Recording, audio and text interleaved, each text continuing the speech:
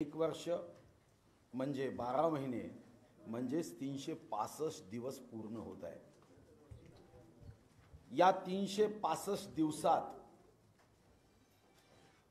जनतेच्या अपेक्षांचा मोठा भंग झाला। विरोधी पक्षाच्या माध्यमातून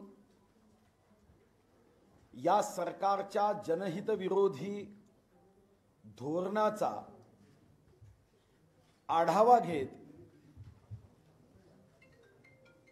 जनतेपर्यंत या सरकारचा खरा चेहरा पोहोचावा या दृष्टीने महाराष्ट्रात भारतीय जनता पार्टीच्या वतीने पत्रकार परिषदेचं आयोजन करण्यात आलं आहे।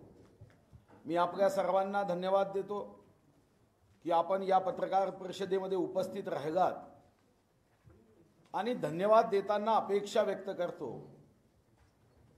की आज जनता अडचणीत आहे।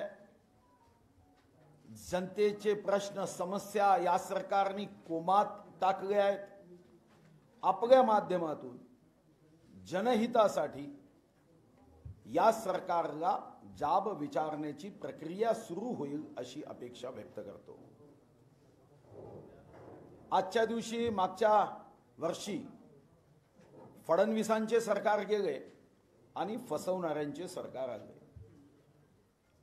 सुरुवात स्थगितीपासून केली आणि हे स्थगिती सरकार आता सूड घेणारं सरकार हा यांचा 1 वर्षाचा प्रवास आहे। या 1 वर्षात महाविकास आघाडीने विश्वास गमावला। 1 मे 1960 ला स्वर्गीय यशवंतराव चव्हाणांनी महाराष्ट्राचा मंगल कलश आणला। महाराष्ट्रामध्ये जनहिताचं मंगल राज सुरू केलं। पण या 365 दिवसाचा अर्थ मंगल राज से जंगल राज। जनतेचा विश्वास पूर्ण गमावला। जनता हवालदिल आहे। सरकारची जबाबदारी हे एखादी समस्या सोडवताना निर्णय घेताना मंत्रिमंडळाची बैठक जेव्हा होते तेव्हा तर्कसंगत निर्णय झाले पाहिजे अशी अपेक्षा असते। निर्णय जनहिताचे तर असावेच पण ते तर्कसंगत असावे। ते तर्कशून्य असता कामा नये। पण दुर्दैवाने या 365 दिवसात जितक्या मंत्रिमंडळाच्या बैठका झाल्या त्यामध्ये काही निर्णय तर अतिशय तर्कशून्य राहिले आहेत। श्रद्धेय माजी पंतप्रधान अटल बिहारी वाजपेयींनी जेव्हा मंत्रिमंडळाच्या संख्येच्या संदर्भामध्ये कायदा केला की ज्या ठिकाणी फक्त विधानसभा असेल तिथं 10% एकूण संख्येच्या मंत्री करता येईल आणि जिथं विधानसभा विधान परिषद असेल तिथं विधानसभेच्या संख्येच्या 15% मंत्री करता येईल। हा कायदा केल्यानंतर हे पहिलं सरकार आहे की ज्यांनी 43च्या 43 मंत्री निवडलेत। 43च्या 43 पूर्ण मंत्री आहेत। म्हणजे सरकारने 43 मंत्री जनसेवा करण्यासाठी या राज्यामध्ये शपथ दिली। 43 पैकी 33 कॅबिनेट आहे। अपेक्षा होती 33 कॅबिनेट एकूण मंत्रिमंडळ 43 आणि 3 पक्ष अनुभवी। 1960 पासून आजपर्यंत 47 वर्ष 2 महिने 1 दिवस हे काँग्रेस किंवा काँग्रेसच्या विचाराचं सरकार होतं। हा 1 वर्ष त्याच्यात ऍड केला तर 48 वर्ष 2 महिने 1 दिवस हे फक्त आणि फक्त काँग्रेसच्या विचार आणि राष्ट्रवादीचा विचार असणाऱ्याच पक्षाचं सरकार होतं। शिवसेनेचं 16 मार्च 1995 नंतर 4.5 वर्ष आणि शिवसेना भाजपचं 5 वर्ष 9.5 वर्ष हा फक्त भाजप शिवसेनेचा अनुभव आणि 47 वर्ष आणि या वर्षीचं 1 वर्ष 48 वर्ष 2 महिने 1 दिवस हा काँग्रेस राष्ट्रवादीचा अनुभव। म्हणजे विचार केला तर शिवसेना काँग्रेस राष्ट्रवादी तीनही अनुभवी पक्षाच्या माध्यमातून चांद्यापासून बांद्यापर्यंत गडचिरोलीपासून गडहिंग्लजपर्यंतच्या जनतेला न्याय प्राप्त होईल ही अपेक्षा होती.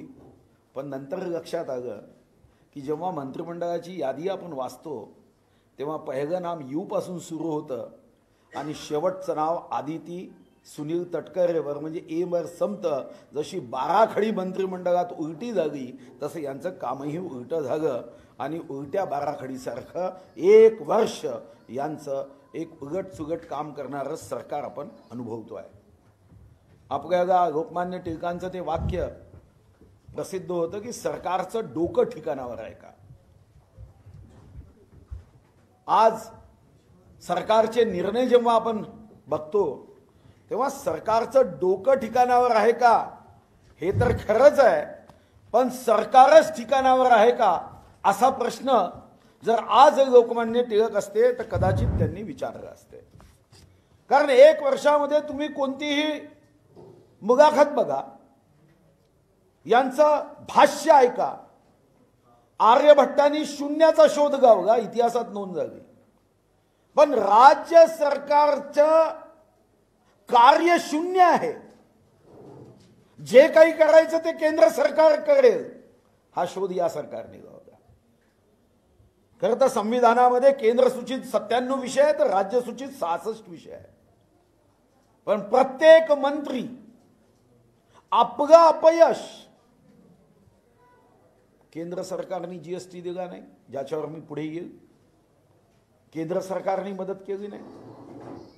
वीज बिल माफ करायचं असेल तर केंद्र सरकारने पैसे द्यावे आणि तुम्ही मात्र मंत्रिपदाची पाट्या गावायच्या, नवीन दालनं करायची. तुमचं काम काय. संविधानामध्ये जर 66 विषय राज्य सूचित आहे, मग या राज्य सूचितल्या विषयावर निर्णय, न्याय, जनतेचे प्रश्न सोडवण्याची जबाबदारी काय केंद्राची आहे. पण दुर्दैवाने आज महाराष्ट्रामध्ये रडणारं सरकार आहे. लढणारं सरकार राहिलं नाही हे दुर्दैवाने सांगावं लागतं. अजब सरकारची गजब कहाणी आहे. साधं अधिवेशनापासून आपण सुरू करू. 180 पानाचं महाराष्ट्र विधानसभा नियम पुस्तिका आहे. 320 सेक्शन आहे त्याच्यामध्ये. विधानसभा कशी चालवायची, अधिवेशन कसं चालवायचं आणि अधिवेशन घेणं हे काही मुख्यमंत्र्याच्या मर्जीवर असतं कामा नये. म्हणून संविधानात संविधान सभेने या संदर्भातला निर्णय केला आणि संविधान सेक्शन 174 की जनतेचे प्रश्न, त्याच्यावरची चर्चा, त्या प्रश्नावर तर्कसंगत डिस्कशन व्हावं म्हणून अधिवेशन घेतलं पाहिजे. पण आश्चर्य आहे की हिवाळी अधिवेशन नागपूरमध्ये घेणं हे 1953च्या करारानुसार हे आवश्यक आहे. पण नवीन शोध केला या सरकारने की नागपूरमध्ये जर अधिवेशन घेतलं तर कोरोना व्हायरसची यांची चर्चा झाली, बैठक झाली आणि कोरोना व्हायरसने सांगितलं की तुम्ही नागपूरमध्ये घ्या तर मी त्रास देईन, पण मुंबईत घ्या तर मी तुमच्या काही वाटी येणार नाही. हो काय तर्क आहे. 7 डिसेंबर पासून अधिवेशन घेताना तुम्ही नागपूर करार 1953चा भंग करता. एकीकडे थिएटर सुरू करता, मॉल सुरू करता आणि जनतेच्या प्रश्नासाठी चर्चा करायची, त्याच्यावर संवाद करायचा, तर्कसंगत त्यावरचं उत्तर तुम्ही द्यायचं. अधिवेशनाला पाठ फिरवता ही लोकशाही आहे. वर्षभरामध्ये एकदाही विदर्भाच्या भूमीवर पाय दिला नाही. हो, विदर्भात उष्णता खूप असते, पण या दिवसात आमची काही भूमी गरम आहे असा काही गैरसमज आहे का की इथं पाय दिला तर पाय भाजेल. 1 वर्षात, बरं 1 वर्षात पाय दिला नाही मुख्यमंत्री उपमुख्यमंत्र्यांनी. विदर्भाच्या जनतेची फसवणूक तर केलीच. पाय दिला नाही मी समजू शकतो, पण झूम बैठक, एखादी वेबॅक्स बैठक तेही घेतली नाही. विदर्भ वाऱ्यावर सोडला तुम्ही. अधिवेशन नाही. पूरग्रस्तामध्ये सुद्धा आवडतं गाव आणि नावडतं गाव, गडचिरोलीत पूर आला, भेट दिली नाही सगळं समजू शकतो. पण तुम्ही आर्थिक भेट दिली असती तर आम्ही गडचिरोली, भंडारा, गोंदिया, नागपूर, चंद्रपूर वगैरे धन्यवाद दिले असते. आणि आश्चर्य हे आहे की आमचाच विदर्भाचा पुत्र श्री नानासाहेब विधानसभेचे अध्यक्ष आहे. नावाप्रमाणे ते सरकार अधिवेशन जेव्हा नागपूरला घेणार नाही तेव्हा ते म्हणते ना घेतलंच पाहिजे. पण त्यांनी सुद्धा होकार दिला. हे आश्चर्यजनक आहे. ते आमचे मित्र आहे. मी विदर्भाच्या जनतेच्या माध्यमातून त्यांनाही आवाहन करेन, अध्यक्षाची खुर्ची उंचावर असते, मुख्यमंत्र्यापेक्षा ती खुर्ची आपण उंचावर ठेवतो. कारण जर राज्य सरकार चुकत असेल, राज्य सरकार शोषण अन्याय करत असेल, तर अशा वेळी नाना पटोलेंनी आपल्या नावासारखं त्यांना नाना म्हटलं पाहिजे. वैधानिक विकास मंडळ जेव्हा स्थापन झालं तेव्हा स्वतः पवार साहेब वैधानिक विकास मंडळाच्या ठरावाच्या वेळी पवार साहेबांनी भाषण दिलं. काय होतं भाषण? पवार साहेब असं म्हणाले, विदर्भाला न्याय दिला पाहिजे, मराठवाड्याला न्याय दिला पाहिजे. आणि शाहू महाराजांचं त्यांनी उदाहरण दिलं की कोल्हापूरमध्ये स्टेशनवर असलेल्या टांगेवाल्याचे घोडे त्या ठिकाणी आणले, एक कमजोर घोडा आणि एक मजबूत घोडा. आणि जेव्हा चंदी भरलेलं भांड ठेवलं तेव्हा मजबूत सुदृढ घोडा हा कमजोर घोड्याला ती चंदी खाऊच देत नव्हता. हे उदाहरण देऊन 26 जुलै 1984ला पवार साहेबांनी भाषण देत सांगितलं की वैधानिक विकास मंडळ झालं पाहिजे, त्याला आमचा पाठिंबा आहे. 84ला ठराव झाला विधानसभेत. हा 84चा ठराव वैधानिक विकास मंडळाची स्थापना होण्याचा 26 जुलै 84 रोजी महाराष्ट्राच्या विधिमंडळात दोन्ही सभागृहांनी एकमताने ठराव पास केला. तो आमच्या विदर्भाच्या नशिबाप्रमाणे 84 पासून तो 94 पर्यंत वाट बघत राहिला. आणि मग 5 ऑगस्ट 1984ला हे राजपत्रित झालं, नोटिफिकेशन निघालं, राष्ट्रपतींनी मंजुरी दिली. वैधानिक विकास मंडळ म्हणजे आमच्या विदर्भाचं, मराठवाड्याचं कवचकुंडल आहे. या ठिकाणी असणारा कष्टकरी, दीन दुर्बल, शेतकरी, शेतमजूर, ज्या विदर्भात 36% अनुसूचित जाती जमातीची लोकसंख्या आहे, त्या सर्वांचं कवचकुंडल म्हणजे वैधानिक विकास मंडळ. कारण वैधानिक विकास मंडळात 371(2) यामध्ये अतिशय स्पष्टपणे नमूद केलं आहे की विकास खर्चाकरता निधीचं वाटप करताना लोकसंख्येच्या अनुपातात केलं पाहिजे. शिक्षण, प्रशिक्षण, सेवा योजन यासाठी सुयोग्य व्यवस्था केली पाहिजे. अतिशय नियमामध्ये स्पष्टता आणली की राज्याच्या प्लॅन निधीतून जो आपण विभाजित करू शकतो त्यातून लोकसंख्येच्या अनुपातामध्ये वैधानिक विकास मंडळाचा निधी त्या त्या भागाला दिला पाहिजे. अरे आपण वैधानिक विकास मंडळ आमचं कवचकुंडल आहे. आता आमचं जे कवचकुंडल आहे तेही 30 एप्रिलला मुदत संपली. 30 एप्रिलला. एक तर विदर्भावर सातत्याने तुम्ही अन्याय केला. आज विदर्भामध्ये एकूण 120 तालुके अमरावती आणि नागपूर विभागात आहे. नागपूरमध्ये 64 आणि अमरावतीमध्ये 56. आपल्यापैकी अनेकांना याची माहिती असेल की मानव विकास निर्देशांक, ह्युमन डेव्हलपमेंट इंडेक्स SDI, ज्याच्यामध्ये अतिशय गरीब जनता असणाऱ्या तालुक्यांची यादी केली. 125 तालुके या महाराष्ट्रात, 358 तालुके 36 जिल्ह्यामध्ये आहे. मुंबई सोडा, उपनगर मुंबई सोडा, जिल्हा परिषद असणारे 34 जिल्हे. या 34 जिल्ह्यातल्या 358 तालुक्यात 125 तालुके असे आहेत की जे अतिशय गरीब आहे, ज्या ठिकाणी योग्य शिक्षणाची सोय नाही, ज्या ठिकाणी उत्तम आरोग्याची सोय नाही, जिथं रोजगार मायक्रोस्कोपनी पाहावा लागतो. आता या 125 तालुक्यापैकी विदर्भात 60 तालुके मानव विकास निर्देशांकामध्ये आहे. नागपूर विभाग 45, अमरावती विभाग 25. माननीय पंतप्रधान महोदयांनी जे आकांक्षित जिल्हे या देशातल्या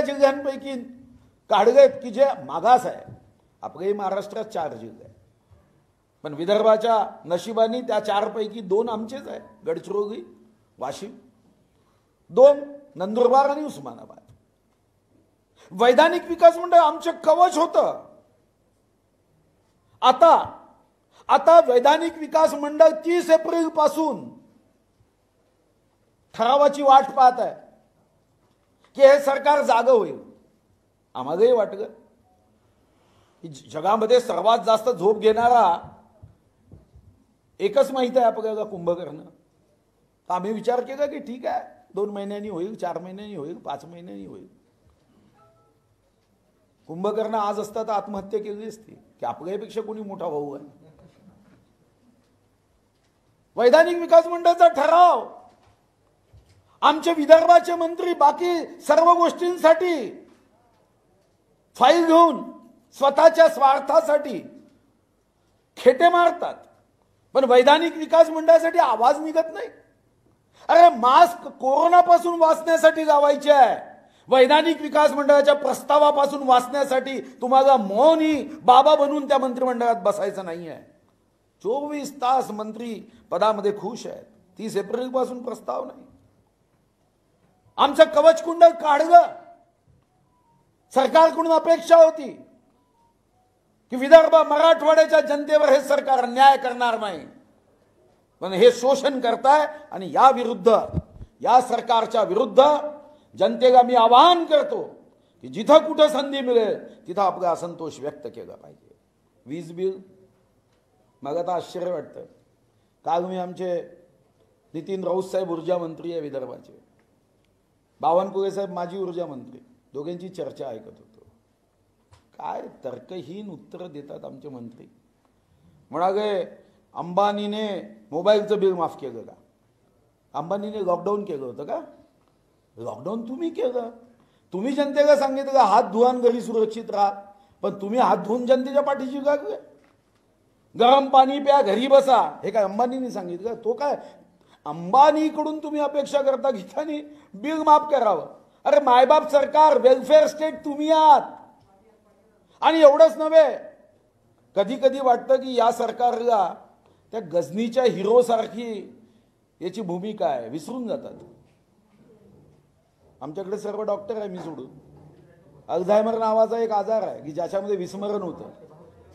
मला असं वाटतं की या सरकारला पॉलिटिकल अल्झायमर झाला आहे. जेव्हा काल ही चर्चा झाली तेव्हा मी मुद्दाम दोन्ही पक्षाचे जाहीरनामे आणले.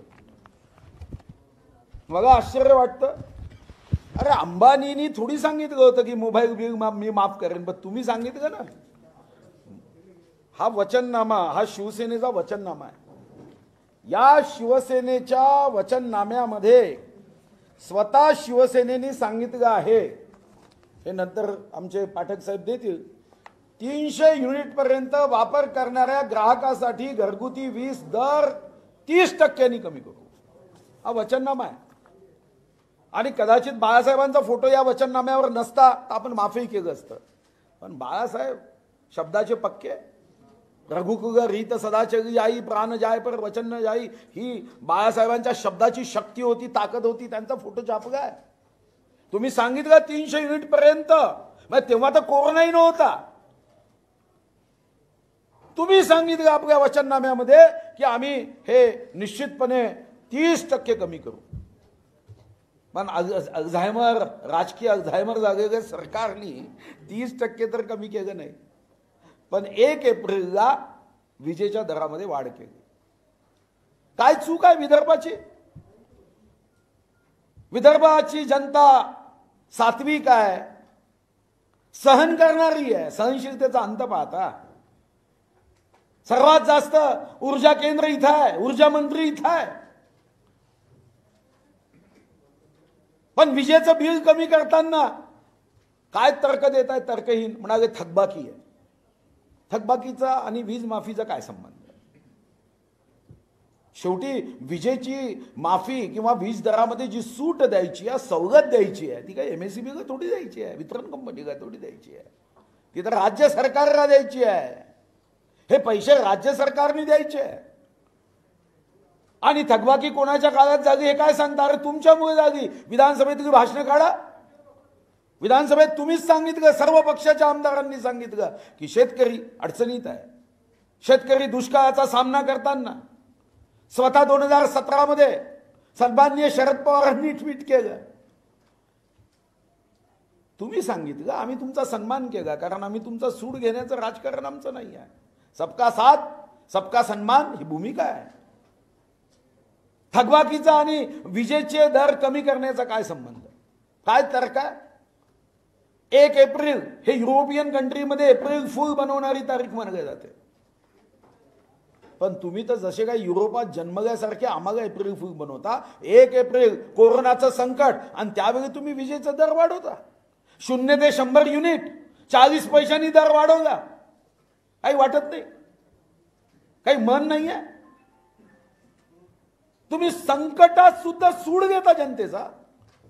बरं, सूड घेताना काय पाप केलंय विदर्भाच्या जनतेने? विदर्भाच्या जनतेला महावितरणची वीज म्हणजे आमच्याकडे उद्योग आहे, 0 ते 100 युनिट आमच्याकडचा दर आहे 5 रुपये 48 पैसे.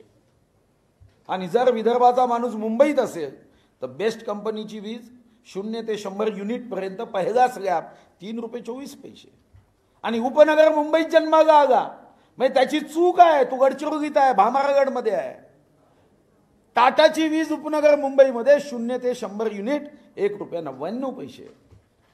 कुठं 5 रुपये 48 पैसे, कुठे 1 रुपया 99 पैसे. अरे विदर्भामध्ये मानव विकासात जर आमचे 60 तालुके आहे तर खरं तर तुम्ही आम्हाला 1 रुपया 99 पैसे वीज आम्हाला द्यायला हवी होती. ठीक आहे, तुम्ही देऊ शकत नाही, पण कमीत कमी वाढ तर करू नका. तुम्ही वचननामा दिला, शपथनामा दिला, आणि वचननामा शपथनाम्यामध्ये जे सांगितलं ते सुद्धा तुम्ही विसरून गेले, राजकीय अल्झायमर झाल्यासारखे. महाराष्ट्रामध्ये 1,97,78,478 एकूण घरगुती ग्राहक आहे, हे वीज मंडळाचे ग्राहक आहे. आणि तुम्हाला कदाचित माहीत नसेल, जगातली आमची महावितरण आणि आता महाशोषण कंपनी ही जगातली 2nd नंबरची कंपनी आहे 193 देशात, पण कामात मात्र शेवटच्या नंबरची कंपनी आहे. ही महाशोषण कंपनी 18.62% फक्त घरगुती वीज आपण वापरतो. 18.62, फार कॉन्ट्रीब्युशन नाही आहे. सूट देताना फार विचार करण्याची आवश्यकता नाही आहे. आणि दुसरीकडे सोशो इकॉनॉमिक कास्ट सेन्ससच्या माध्यमातून 1,38,41,960 परिवार असे आहेत जे सोशो इकॉनॉमिक कास्ट सेन्ससमध्ये आले, ज्यांचं जगणं असह्य आहे. लॉकडाऊनमध्ये घरी बसायला सांगितलं तुम्ही, हाताला काम नव्हतं. 6-7 हजार रुपये घरगुती काम करणारे एखादा परिवार असेल, 8-10 हजार रुपये, 7-8 हजार रुपये महिन्याला कमाई येत असेल, आज तिचं बिल घरी बसलंय. उन्हाचे दिवस होते, उन्हाळ्याचे दिवस होते, एखाद्याकडे पंखा असेल तर पंखा लागला, घरी बसल्याने इतर विजेचा वापर वाढला. आणि तुम्ही 1 एप्रिल 2020 दरही वाढवता आणि इकडे सांगता की अंबानींनी मोबाईलचं बिल माफ केलं की नाही. जर तुम्हाला वीज बिल माफ करायचं नसेल तर लक्षात ठेवा, हा जो अहंकार आहे, मस्ती आहे, ही जनता उतरवेल. आणि निवडणुकीत तुमच्या बटनाला हात लावताना लोकांना भीती वाटेल की करंट लागल्याशिवाय राहणार नाही. असा करंट तुम्हाला लावल्याशिवाय ही जनता कमी बसणार नाही. आदिवासी क्षेत्र आमच्या विदर्भात आहे, तिथेही तुम्ही अशी भूमिका. साधारणतः 2011च्या लोकसंख्येनुसार 9.8% लोकसंख्या आदिवासी बांधवांची आहे. आणि म्हणून आपण अर्थसंकल्पात 9.8% आपल्या एकूण आउटलेच्या आपण आदिवासी बांधवांसाठी राखीव ठेवतो, त्यांच्या उन्नतीसाठी, प्रगतीसाठी, विकासासाठी. राज्यामध्ये 11,23,00,000 लोकसंख्या 2011 मध्ये होती, त्यापैकी 1,02,00,000 ही जवळपास आदिवासी बांधवांची लोकसंख्या. काय निर्णय केला आपण? GR काढला 9 सप्टेंबर 2020. पहिले तर हे यांचं काम तर प्रश्न संपून गेल्यावर मग हे निर्णय घेतात. मग 3 तासाची उत्तर देण्याची वेळ संपून जाते, मग हे नंतर सेंटरवर येतात. अशा पद्धतीने 9 सप्टेंबर 2020 खावटी अनुदान देण्याच्या संदर्भात, आणि तीही 1 वर्षासाठी एक GR केला. आता हा GR करताना काय सांगितलं की लॉकडाऊन पिरियडमध्ये आदिवासी बांधवांच्या हाताला काम नव्हतं, म्हणून त्यांना जीवनावश्यक जगण्यासाठी मदत म्हणून 4 लोकांचं कुटुंब असेल तर त्यांना 4,000 रुपये, 8 लोकांचं कुटुंब असेल तर त्यांना 6,000 रुपये. खरं तर 2013 मध्ये पृथ्वीराज चव्हाण साहेबांनी 2013 मध्ये डायरेक्ट बँक ट्रान्सफरचा नियम केला. DBT 5 DBTचीच तयार झाली, डायरेक्ट बँक ट्रान्सफर. पण कॅबिनेटमध्ये जी चर्चा झाली की नाही, त्यांच्या खात्यात थेट पैसे टाकणं योग्य नाही, आपण इथून चहापत्ती खरेदी करू, मीठ खरेदी करू आणि मुंबईवरून खरेदी करून भामरागड सिरोंच्या अंकिसा सरला पाठवू का? 4,000 रुपये थेट जर त्यांच्या डायरेक्ट बँक ट्रान्सफर केले, त्यांना काही चहापत्ती विकत घेता येत नाही. आणि तुम्ही कोण ठरवणार की त्यांनी चनाच खाल्ला पाहिजे, उडीदच खाल्लं पाहिजे, चहाच पिला पाहिजे? एखाद्याला हळदीचं दूध प्यायचं असेल तर पिऊ द्या ना, पैसा त्यांचा आहे ना, त्यांच्या हक्काचा आहे ना. संविधानामध्ये लोकसंख्येच्या अनुपातात आपण त्यांना पैसे दिले. पण हा GR काढला 486 कोटीचा आणि सांगितलं की वटाणा, उडीद डाळ, तूर डाळ, शेंगदाणे तेल, अरे सोयाबीन तेल घेऊ ना, तो काय अडचण आहे तुम्हाला?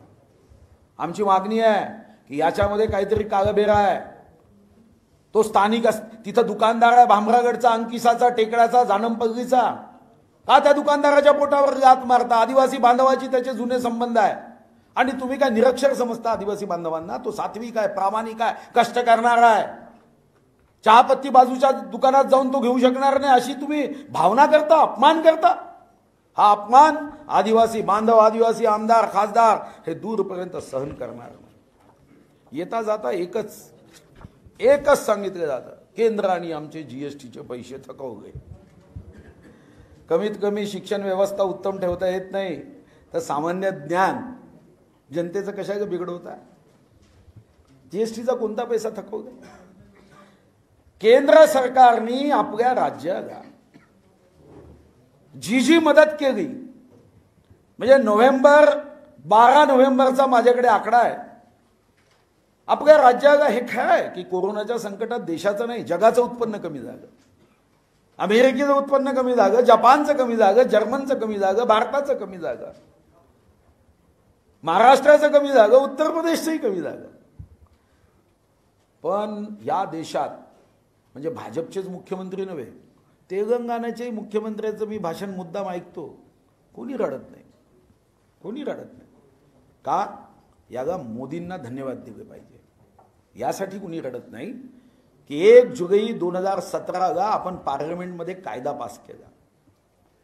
GST जेव्हा 2011 मध्ये चिदंबरमनी अर्थसंकल्प मांडताना सुतोवाच केलं, तेव्हा त्यामध्ये एक गोष्टीचा अभाव होता, ज्याबद्दल माननीय मोदीजींनी मुख्यमंत्री म्हणून पत्र लिहिलं होतं की ही गोष्ट जर तुम्ही त्यामध्ये सम्मिलित करणार नसाल तर GST परिपूर्ण होणार नाही. आणि मग मोदीजींच्या मान्यावरून या गोष्टी ज्या सम्मिलित झाल्या, यासाठीच राज्यसभेत आज बाहेर येऊन विरोध करणारे एक मतानी कायदा GSTचा पास केला. एक मतानी, एका माणसाने विरोध केला नाही, कारण त्या कायद्याने प्रत्येक राज्याला त्याच्या तिजोरीचं संरक्षण करण्याचं सेक्शन टाकलं. GST टाकताना स्वर्गीय अरुण जेटलींनी सांगितलं की आज राज्याचा सरासरी विकासाचा दर, ग्रोथ रेट, GDP मधली वाढ, GSDP मधली वाढ ही 8%, 8.5%नी मॅक्झिमम आहे. ज्यांना अर्थशास्त्राची ज्यांना माहिती आहे त्यांना माहिती आहे की या शिवाय ते म्हणाले की आम्ही 14% तुमच्या GST मध्ये, तुमच्या वॅटच्या उत्पन्नामध्ये आणि इतर जे काही कर त्यामध्ये आपण सामील केले, सेस त्याच्यामध्ये GST मध्ये सामील केले, आपण यामध्ये 14% वाढ गृहीत धरू. मोठी वाढ होती. आणि म्हणूनच माननीय देवेंद्रजीच्या नेतृत्वामध्ये आमचं सरकार असताना 1 मे 1960 नंतर पहिल्यांदा आम्ही रेव्हेन्यू सरप्लस 11,974 कोटी होतो, 11,974. 2073 कोटी आम्ही सरप्लस होतो.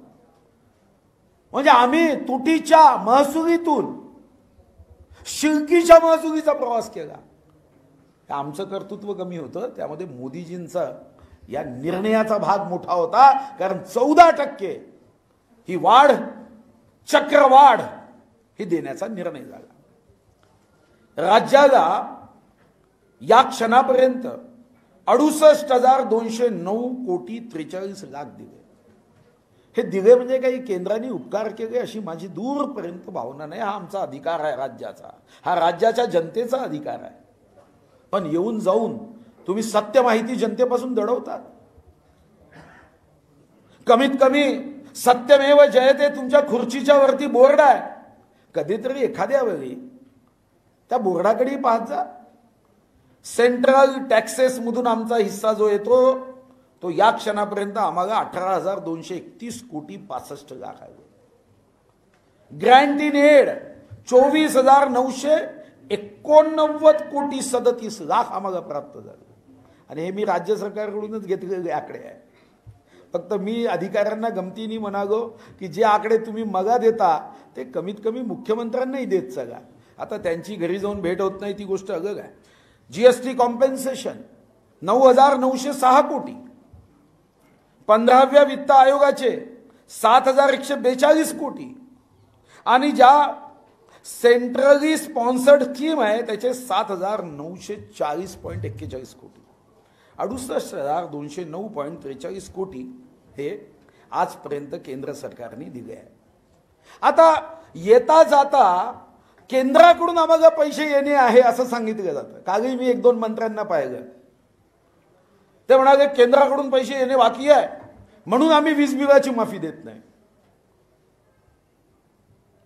मला असं वाटतं, पहिले असं म्हणायचं की खोटं बोल पण रेटून बोल.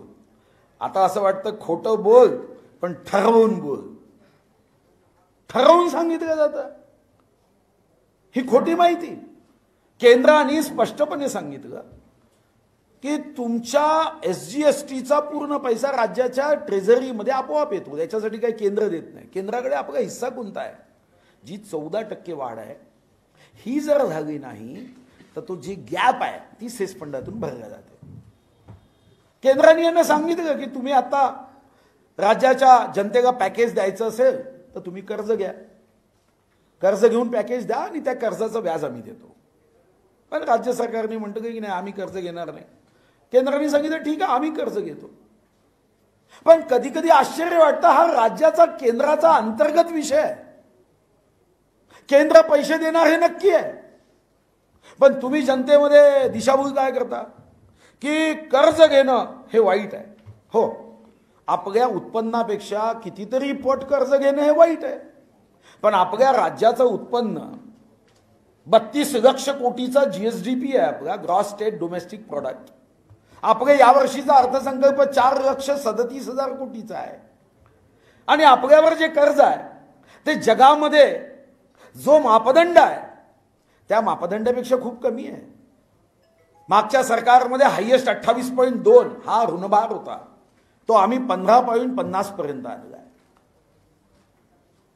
मग कर्ज घेताना तुम्ही सांगता की दीन दुर्बल, शोषित, पीडित, अंध, अपंग, निराधार, असहाय्य, दलित, आदिवासी, शेतकरी, शेतमजूर, विजेचं बिल भरण्यासाठी, शेतकऱ्यांच्या कर्जमुक्तीसाठी पैसे कर्ज म्हणून घेतले. मायबाप सरकार आहे, घेतले पाहिजे. पण ठीक आहे, तुमचा तर्क आहे, कारण तुमचं तर्कहीन आहे, पण तुमचा तर्क आहे की कर्ज घेणं वाईट आहे. मग मी माननीय मुख्यमंत्र्यांना प्रश्न विचारतो की तुम्ही स्वतःचं ॲफिडेव्हिट तुम्ही केलं की चार्टर्ड अकाउंटंटने केलं, एकदा बघून घ्या. पण तुम्ही जर स्वतःचं ॲफिडेव्हिट बघितलं असेल, तुमचं 2018-19चं उत्पन्न आहे 38,28,070 वर्षाचं. आमच्या रश्मी वहिनींचं उत्पन्न आहे 79,49,730. म्हणजे तुमचं वर्षाचं उत्पन्न आहे 1,17,77,800. 1,17,00,000. कर्ज किती आहे तुमच्यावर? 15,50,36,36,733. मग तुम्ही 15 पट कर्ज घेत आहात कारण तुम्हाला तुमच्या परिवाराची चिंता आहे, परिवाराच्या उन्नतीची चिंता आहे. मग राज्याच्या प्रगतीसाठी, उन्नतीसाठी, गोरगरिबांसाठी कर्ज घेताना तुम्ही तर्कहीन कारण सांगता. देशातल्या इतर राज्यांपेक्षा आमच्या राज्याची आर्थिक स्थिती सुदृढ आहे, राज्याची जनता परिश्रमी आहे. पण तुम्हाला केशरी कार्ड धारकांना धान्य द्यायचं असेल तर तुम्ही कॅबिनेटमध्ये ठराव करता. हा तर पहिला ठराव आहे 1 मे 1960 नंतर की कॅबिनेटचा ठराव काय तर म्हणजे कॅबिनेटचा ठराव की माननीय मुख्यमंत्री पंतप्रधानांना केसरी कार्डवर मोफत धान्य द्यावं असं पत्र पाठवेल. हा काय कॅबिनेटचा ठराव आहे? असा कॅबिनेटमध्ये प्रस्ताव मंजूर होतो. पण कॅबिनेटमध्ये असेही प्रस्ताव हे मंजूर केले जात आहे. एक डर्टी पॉलिटिक्स सुरू झालं. सभ्यतेच्या मर्यादा साऱ्या ओलांडल्या जात आहे. जी सभ्यता महाराष्ट्रात पक्ष कोणताही असो, स्वर्गीय यशवंतराव चव्हाणांपासून आदरणीय शरद पवारांपासून तर पृथ्वीराज चव्हाण असतील, अशोक चव्हाण साहेब असतील, मनोहर जोशी सर असतील, देवेंद्र फडणवीसजी असतील, यांनी कधी या राज्याच्या परंपरा सभ्यतेच्या मर्यादा सोडल्या नाही. पण आज मात्र साऱ्या सभ्यतेच्या मर्यादा आणि नवीन नवीन शोध की डॉक्टरपेक्षा कंपाऊंडर बरा, हरामखोर शब्दाचा अर्थ नॉटी होतो, हे सामान्य ज्ञान बिघडवण्याचे कार्य सुरू झाले. खेळ तुमने शुरू किया है, खेळ हम समाप्त करेंगे. या देशाच्या कुठेही असे डायलॉग कोणतेही राज्यकर्ते मारत नाही. पण आपल्या राज्यामध्ये हात धुवून मागे लागीन, शिंगावर घेईल. मी वनमंत्री होतो, वाघाला कधीच शिंग नसतात. कशाला वाघाचं तुमचं प्रतीक बदलवता तुम्ही? फोन काय व्हायरल करतात. 4 मंत्री विदर्भाचे गेले होते म्हणजे मुख्य सचिव ऐकत नाही. तुमच्यात क्षमता नसेल, एक मुख्य सचिव तुमचा ऐकत नाही, तुम्ही स्वतःच्या हाताने पद गमावता. अशा पद्धतीचे अनेक निर्णय या महाराष्ट्राने बघितले आणि आज महाराष्ट्राची जनता हे चिंतेत आहे. वचननामा तुम्ही जो दिला, आम्हाला अपेक्षा होती की शपथनामा वचननामा हे सरकार पूर्ण 5 वर्षाचं आहे, त्यामुळे माझी अपेक्षा नाही की ती काही एका वर्षात पूर्ण व्हावी. एक तरी गोष्ट, शिवसेनेच्या वचननाम्यात आर्थिक दुर्बल घटकातील शेतकऱ्यांच्या खात्यात 10,000 रुपये प्रतिवर्ष जमा करू, का नाही केलं? 300 युनिटचं मग मी वाचलं 30% दर कमी करू, निराधारांचं मानधन दुप्पट करू. अरे दुप्पट करू नका, हात जोडतो आम्ही सर्वजण, पण जे आहे ते दर 2 महिन्यांनी द्या. 4-4 महिने दिव्यांगांचे पैसे नाही, निराधारांचे नाही, रमाई आवास योजनेचे पैसे नाही. थट्टा गावली आहे. काँग्रेस राष्ट्रवादीच्या शपथनामा, यावेळी त्यांनी जाहीरनाम्याचं नाव बदलवलं, शपथनामा केला. म्हणतं नाव कशासाठी बदलवलं तर त्या शपथनाम्याच्या प्रस्तावनेनंच त्यांनी सांगितलं की साधारणतः त्यांनाही माहित होतं लोक विश्वास ठेवत नाही, लोकांनी विश्वास ठेवलाही नव्हता, कारण 44 आणि 54 98 झाले. त्यांनी शपथनामा शब्द दिला आणि पहिल्या प्रस्तावनेत ते लिहित आहे की शपथनामा हा सार्थ शब्द आम्ही वापरतो. आणि तो कशासाठी वापरतो तर पुढे लिहितात की स्वराज्याचे तोरण बांधण्यासाठी अवघ्या 14व्या वर्षी शिवरायांनी बेल भंडारा उचलून शपथ घेतली. शपथनामा मांडताना आम्हाला याच शिवरायाची प्रेरणा आहे. म्हणजे त्यांनी बेल भंडारा घेऊन केली, आम्ही आता शपथनामा करतोय, हा असाच बेल भंडारा घेऊन करतोय. मग काय दिलं आश्वासन, तरुण सुशिक्षित बेरोजगारांना 5,000 रुपये मासिक भत्ता देऊ. हा तुमचा शपथनामा आहे. देऊ नका 5,000 रुपये, आम्ही लागेल तर तुम्ही विसरा, आम्ही विसरतो तुमचा हा शपथनामा. पण छत्रपती शिवाजी महाराजांचं नाव घेऊ नका तुम्ही. 5,000 रुपये तर दिले नाही, पण गेले 6 महिने मी मागणी करतोय की तुम्ही आरोग्य खात्याची नोकर भरती करा. अरे कोरोनाची महामारी आहे, संकट आहे.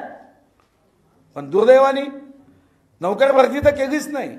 पण तरुणांच्या बाजूनी जेव्हा आम्ही सांगितलं की तुम्ही कमीत कमी एक विशेष बाब म्हणून, त्यांच्या मनात भीती आहे. आज एका तरुणाने MPSCच्या आत्महत्या केली, तर कमीत कमी 2 वर्ष वयोमर्यादा विशेष बाब म्हणून वाढवण्याचा GR तर केला नाही. ग्रामीण भागातील पदवीधरांना 100 दिवसाचा रोजगार देऊ, उच्च शिक्षणासाठी 0% व्याजदराने शैक्षणिक कर्ज देऊ. आणि याच्या पुढे जाऊन कदाचित एकच कॉपी हे काढतात शपथनाम्याची की काय मला माहित नाही. त्यांचा तर एक तर आश्चर्यजनकच आहे. ते लिहित आहे की उपेक्षित, मागास, आर्थिकदृष्ट्या मागास तिन्ही वर्ग आले. उपेक्षित, मागास आणि आर्थिकदृष्ट्या मागास या कुटुंबातील घरातील किमान एका पात्र उमेदवाराला आम्ही नोकरी देऊ. मी आकडा काढला की मग हे किती होतील, तर साधारणतः यांना नोकरी द्यायची असेल तर 1,38,41,960 हे उपेक्षित, मागास, आर्थिकदृष्ट्या मागास कुटुंब आहे, ज्यांना आपण साधारणतः 2 रुपये किलो 3 रुपये किलोनी गहू आणि तांदूळ देतो. का 1,38,00,000 लोकांच्या कुटुंबांना नोकऱ्या देणार आहात? आणि म्हणून 1 वर्ष पूर्ण होताना जनतेचा भ्रमनिरास झाला आहे, विश्वासघात झाला आहे. या सरकारने आपल्या कामामध्ये सुधारणा करावी, या सरकारने जनहिताचे निर्णय घ्यावे, जनतेच्या पाठीशी उभं राहावं. या संकटात या राज्याचं अर्थचक्र चालवण्याच्या दृष्टीने मुख्यमंत्री रोजगार योजनेचे पैसे असेल किंवा आज राज्यामध्ये साधारणतः 12,375 उद्योग बंद आहे. एकूण 36,623 उद्योग हे लेबर ऍक्ट नुसार रजिस्टर्ड आहे. या क्षणाला 12,375 रोजगार बंद आहे, उद्योग बंद आहे. माझी आपल्या माध्यमातून, जनतेच्या माध्यमातून या सरकारला विनंती आहे की तुम्ही या राजकीय अल्झायमरची औषधी घ्या, पण तर्कसंगत निर्णय करा. आणि 1 वर्षाचा यांचा कार्यकाल म्हणजे प्रश्नाची उत्तरपत्रिका लिहिण्याच्या ऐवजी प्रश्नातून पुन्हा एका नवीन प्रश्नाला जन्म देण्याची ही उत्तरपत्रिका आहे. या 365 दिवसाच्या यांच्या उत्तरपत्रिकेचा अर्थ म्हणजे एकही यांचं प्रश्न सोडवला नाही आणि या प्रश्नाच्या ऐवजी, उत्तर लिहिण्याच्या ऐवजी पुन्हा एक नवीन प्रश्न जन्माला घातला. ही 1 वर्षाची यांची उत्तरपत्रिका ही रद्द करण्याच्या लायकीची आहे आणि जनतेने यापुढे या सरकारच्या विरुद्ध जिथं संधी प्राप्त होईल तिथं आपला असंतोष व्यक्त करावा. आपल्याला काही विचारायचं असेल विचारू शकतो.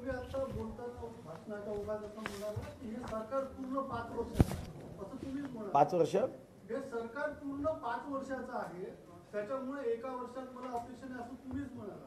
मला वाटतं की तुम्ही योग्य पद्धतीने ऐका ना, मी सांगतोय ना, एका मिनिटात समजेल. मी सांगितलं की कोणताही जाहीरनामा हा जेव्हा येतो तेव्हा मी समजू शकतो की तो 5 वर्षामध्ये पूर्ण करायचा असतो. पण या जाहीरनाम्यापैकी काही अटी ज्या आहे, एक तरी अट वर्षभरात पूर्ण करावी ही अपेक्षा असते, हा त्याचा अर्थ आहे. एक. दुसरी गोष्ट की तुमच्या मनात असं असेल की 5 वर्ष हे सरकार टिकणार, हे माझ्या मुखातून ऐकायचं आहे, ऐकून घ्या. मी त्या वाक्याचा पुन्हा अर्थ सांगितला ना, म्हणजे स्पष्ट करून सांगितलं. एखाद्या वेळी माझ्या वाक्याचा अर्थ पूर्णपणे समजला नसेल तर आत्ताच मी स्पष्ट केला. पण तुम्ही हा प्रयत्न करू नका की माझा तुम्हाला अर्थ समजला नाही म्हणजे तो मीच बोललो असं समजू नका. मग मी स्पष्टता आणली. जाहीरनामा 5 वर्षाचा.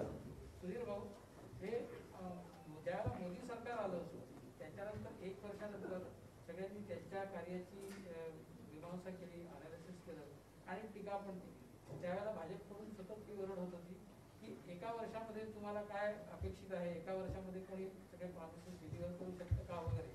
आता तुम्ही 1 वर्षात तुम्ही तेच करताय जे तुमच्या विरोधकांनी त्यावेळेला केलं, ते नाही, हे योग्य नाही. म्हणूनच मी स्पष्टता आणली.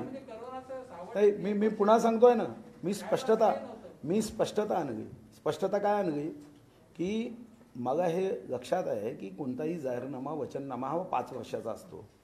पण 1 वर्षामध्ये त्यापैकी काही मुद्दे तर सोडवायचे असतात की शून्य सोडवायचे. आणि म्हणून 1 वर्षात मी 5 वर्षाचा जाहीरनामा पूर्ण करावा अशी अपेक्षाच केली नाही. पण जेव्हा ऐका ना, कोरोनाच्या संकटात सुद्धा तुमचं उत्पन्न कुठं राज्याचं कमी होणार आहे? तुम्हाला माझा मुद्दा समजला की नाही? आपण नशीबवान आहोत, ज्याचे धन्यवाद मोदींना दिले पाहिजे. या देशातल्या कोणत्याही राज्याचं जीएसटीचं उत्पन्न कमी होऊच शकत नाही. हां, कॅश फ्लोचा प्रश्न असू शकतो आणि त्यासाठी केंद्राने सांगितलं की तुम्ही साधारणतः आत्ता कर्ज घ्या, कर्जातून तुमची गरज भागवा, लोकांचे प्रश्न सोडवा, कर्जावरचं व्याज आम्ही देतो. पण तेव्हा आपल्या राज्याने भूमिका घेतली की नाही, आम्ही कर्ज काढणार नाही, आम्ही नाही काढणार कर्ज, तुम्हीच काढा. केंद्राने सांगितलं आम्ही कर्ज काढतो. त्यामुळे अशी सहानुभूती कारण नसतानाची ही मी कशी व्यक्त करू की कोरोनाच्या संकटात जेव्हा जीएसटीचं आणि तुम्हाला जर एवढी उत्पन्नाची उत्पन्न कमी व्हायची भीती आहे, मग का हो तुम्ही बिल्डरला स्टॅम्प ड्युटीमध्ये का कमतरता आणली? 10,000 कोटी रुपये कमी होणार आहे महाराष्ट्राचे. म्हणजे कोरोनामध्ये बिल्डरची आठवण झाली पण वीज ग्राहकाची आठवण नाही का? मंत्र्यांचे दागणं, ठीक आहे, त्या दागण्याला काय कमी पैसे लागतील, पण तुम्ही दागणं करता आहात, खरं तर प्रतीक आहे.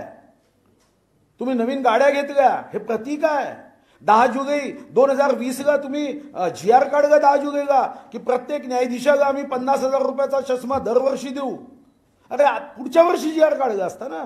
आणि म्हणून उत्पन्न कमी होत आहे, हे जी माहिती चुकीची दिली जात आहे. GST 14% आणि अधिवेशनात आम्हाला विषय मांडायचे आहे, पण अधिवेशन म्हणून तर घेतलं जात नाही. अधिवेशन घेतलं तर भीती आहे. 14% GSTचा ग्रोथ 1001% हा आपल्याला इन्शुअर्ड आहे. मग उत्पन्न कमी होणार असं का धरता तुम्ही? आणि या देशामध्ये इतर राज्यात मुख्यमंत्री नाही आहे का? की इतर राज्यामध्ये उपमुख्यमंत्री मुख्यमंत्र्याच्या पदावर बसले आहे, कोणीच रडत नाही. महाराष्ट्रात का रडतात? हा प्रश्न तुमच्या माध्यमातून विचारायचा. आपण अर्थमंत्री होते, एकूण जीएसटी बद्दल आम्हाला किती मिळत होते आणि आतापर्यंत किती मिळाली मी सांगितलं ना. GST नाही ऐका, 68,000 GSTचे नाही मिळाले. पुन्हा गैरसमज करू नका.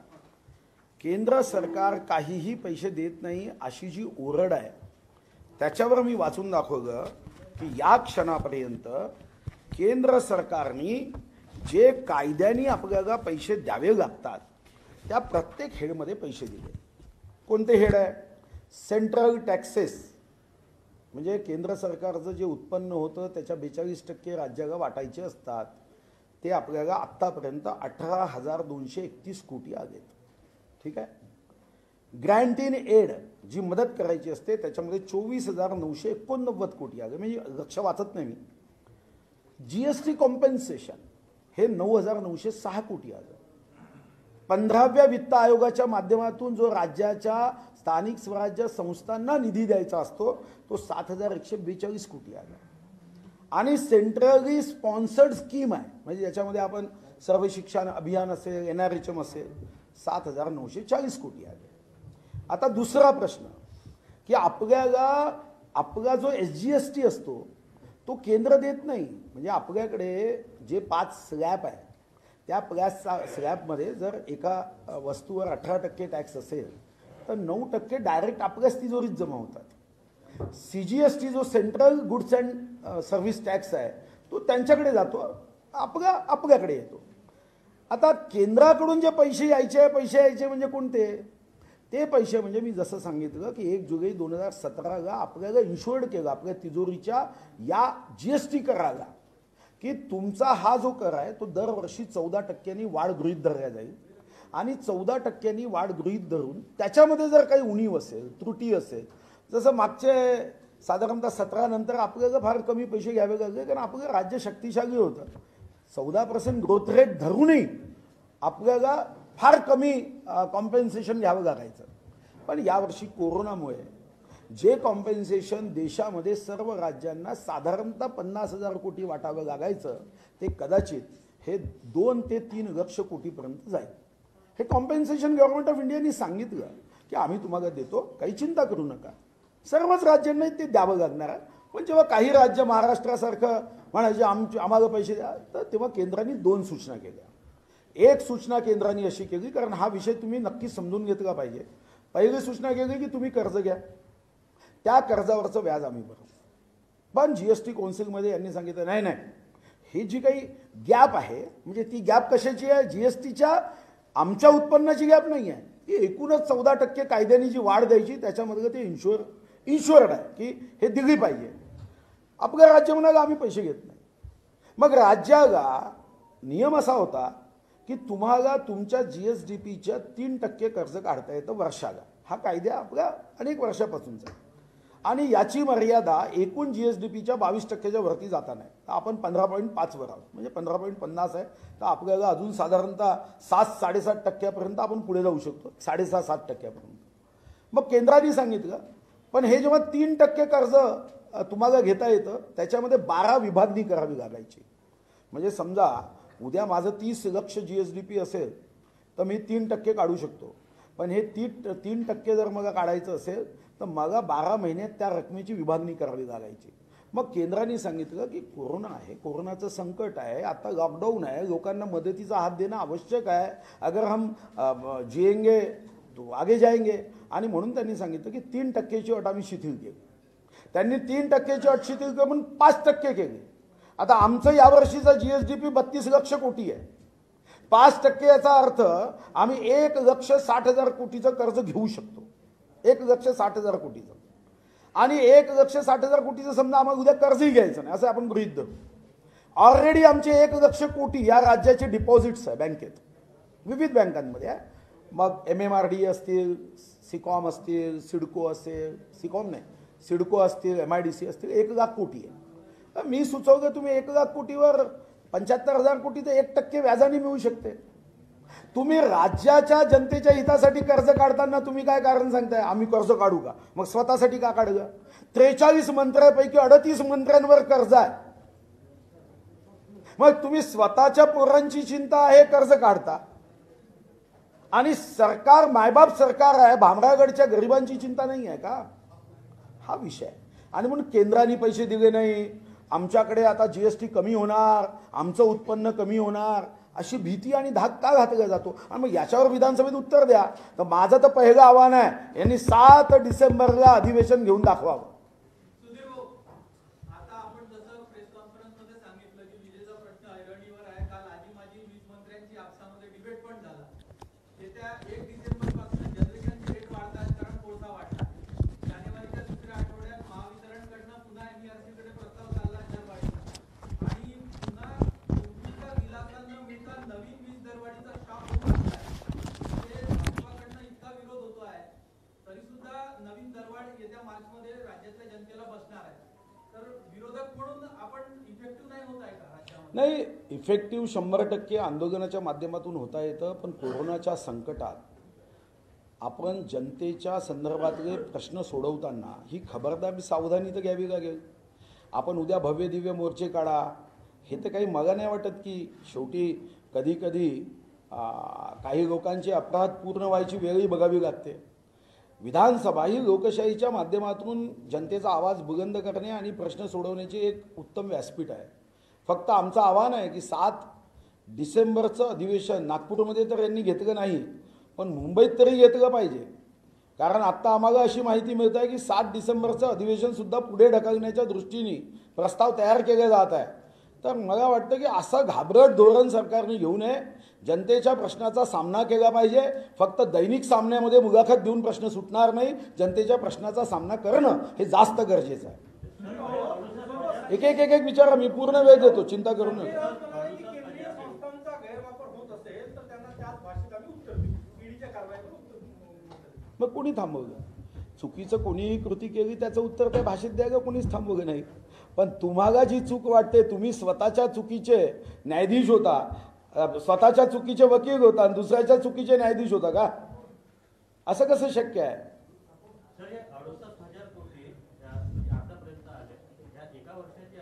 नोव्हेंबरपर्यंत, या नोव्हेंबरपर्यंत, एका वर्षाची नाही, या नोव्हेंबरपर्यंत. म्हणजे एप्रिल मे जून जुलै ऑगस्ट सप्टेंबर ऑक्टोबर नोव्हेंबर 8 महिन्याचे